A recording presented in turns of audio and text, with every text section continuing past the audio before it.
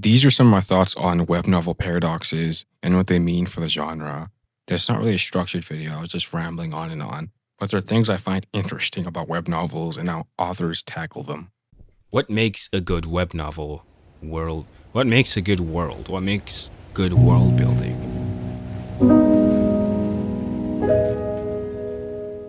What draws readers in when they read about the world? What do they want to know more?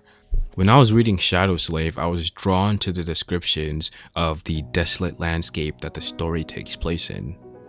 The dream world where nothing is really alive. Creatures of myth roam the wasteland.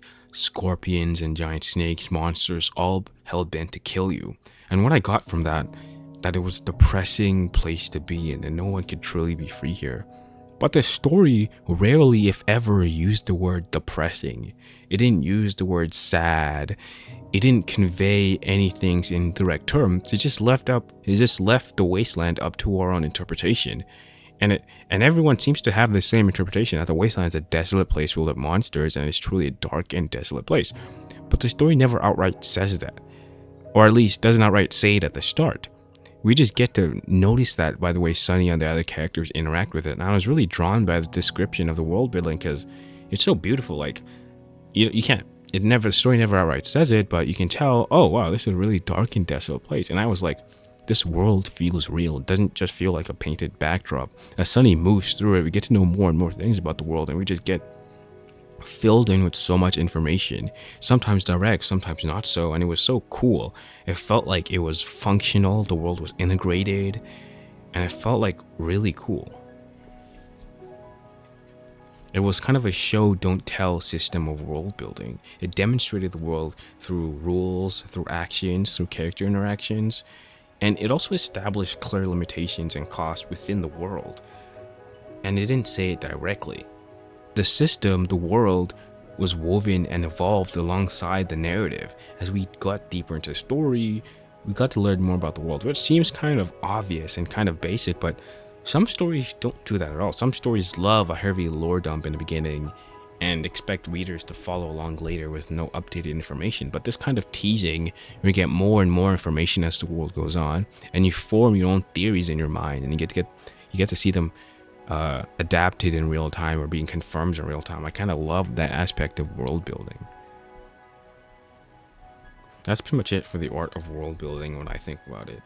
Another topic I was really curious about was the allure of the anti-hero. This is a pretty interesting question because I noticed a lot on Royalroad, like anti-heroes are pretty much bog standard now, and they're not, and sometimes not even called anti-heroes outright.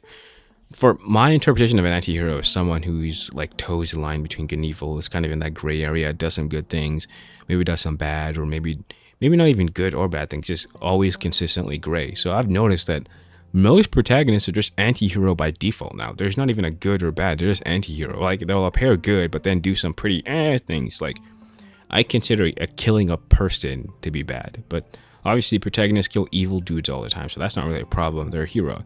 But they kill people that don't really need to be killed, if that makes any sense. Like, people that just bother them, or people that are in their way, or people they could, like, problems they could solve with a little bit more thinking, but they don't have the patience or the time for all that, so they just kill them and move on. I consider that to be an anti-hero as well. But I don't know if that makes any sense, but it's just the way I feel about it. And so most protagonists on the web novel and light novels are just like this by default. Like, there is no, like, even like they say they're a hero, their actions pretty much say they're an anti-hero. People and authors, I guess, want the best of both worlds. They only have that dark and edgy presence without fully committing to it. And they want a light hero because they want someone for readers to resonate with. So they have this in-between, but it's not really presented as an in-between. It's presented as, yeah, he's good. I guess sometimes it's obviously presented as an anti-hero, but I'm saying for the stories I've noticed, the hero's always a good guy, but obviously he does some pretty anti-hero things. There's a story I was reading about an Archmage. I don't know, Archmages are trending on Royalroad right now. So the protagonist had a problem that he could solve with like a little bit more thinking, but it was like, I don't really want to do that. And he just did a bunch of stuff that I was like, okay, this is not a good guy in any reasonable sense of the world. He went to the point of like extremity. I was like, okay, you could solve this in an easier way, but he clearly doesn't want to. He doesn't have the time or patience or care to do all that. So he just solves it in a pretty violent way. I'm like, okay, I know he's a good guy, but like, come on, a good guy would have solved that differently. Like, maybe I'm being too idealistic. My definition of a good guy would be someone like Superman. If Superman was in that situation, he might kill someone. Superman might do that, but he's not gonna do it in a violent way, if that makes any sense. Like, he's gonna do it in a way that I'm like, okay, he had to, and I still look up to Superman. But these heroes I'm reading about in light novels, they're like, they don't really have to do any of that. They just want to, or maybe not want to. It's inconvenient for them to think about it any further, so they just do it. I kind of noticed that they're just shifting towards the gray, but still being presented as a hero. I know some people are like, okay, we're tired of goody two-shoes heroes who do the right thing, and I don't know, but that's not really the case I'm saying. Okay, I'm aware that if you're in a hero's journey, sometimes you're not always going to be doing the right thing. Sometimes you're going to have to go a little bit into the gray, or maybe even to the black to do the right thing. But like, these heroes I'm reading about, they're not exactly selfish, they're just brutal. And the story always presents it as some sort of redemption figure, if that makes any sense. Like, they're still good, but they're just so brutal. Maybe not necessarily brutal, just the thing I said earlier about wasting their time. They just don't want to waste time. They want to get things done fast and now, so they don't really care, and they use ruthless means to achieve all that. And obviously, like, sometimes people want to root for the bad guy, and that's a problem. And that's not really a problem, because stories always say, yeah, this is a bad guy, or this is an anti-hero. But I've just noticed that stories just like to toe that gray line and just present their heroes as a good guy. Sometimes even go into the black and still say, yeah, this hero is obviously good, there's nothing wrong with him. So I'm just noticing that. Another thing I want to talk about is weak to strong. That trope is still going on. But that's pretty much fine. I talked about it in progressional fantasy. People want a sense of personal strength, and they want to like feel involved in the fighting. They want to feel like they're growing stronger as they're reading the story as well. So I kind of understand that as well. That's pretty much it. There's still so much I want to talk about, but I'm just rambling on, trying to find a topic for a video. Maybe I'll dive a little bit more into the world building mechanic, because I do like fantasy stories and their world building, and progression fantasy has a kind of built-in like limit for authors to hit and figure out a way to get out of, if that makes any sense. Because if you're into progression fantasy, if you're watching reading a Xanxia or Wuxia or Lit RPG or Gamelit, there's an inherent thing that protagonists, well, most of them, they get stronger and stronger over time, right? So if you're an author and you're writing this, you know that the previous enemies have to be stronger and stronger than the last. And that's not necessarily the case in a traditional fantasy novel. Like, I don't know, Narnia, I would say the enemies are like not exactly getting stronger than each other. They're just different, and they challenge the protagonist in different ways. But for progression fantasy, or for wuxia, or lit RPG, or even for a normal web novel, the antagonist has to be stronger than the last. It's the entire point of the story. So authors have this like thing where it's like, okay, how do we do that? How do we introduce new villains that are stronger and stronger than the last, while still feeling like the protagonist is growing stronger himself? So what authors do is they don't have a primarily villain, or even they mostly fight monsters that are nameless on like big challenges, maybe a dragon or two. Maybe they introduce a couple gods earlier in the story for the protagonist to eventually defeat, or other human characters that are like have some form of other cheat. But what they do is just basically have a revolving door of challenges, like a sort of gauntlet that the MC has to constantly fight and constantly face. And it gets kind of grating sometimes, because you know the protagonist is getting stronger, but all these people are still keeping up with him, even though the protagonist is supposed to be really strong. I mean, he's not really strong if there's things that can challenge him constantly, right? It means he's just keeping up. And some readers hate that. And I've noticed that in comments a lot. It's like, this protagonist doesn't feel like he's OP. There's still people that can challenge him, or there's still people that can match his growth rate.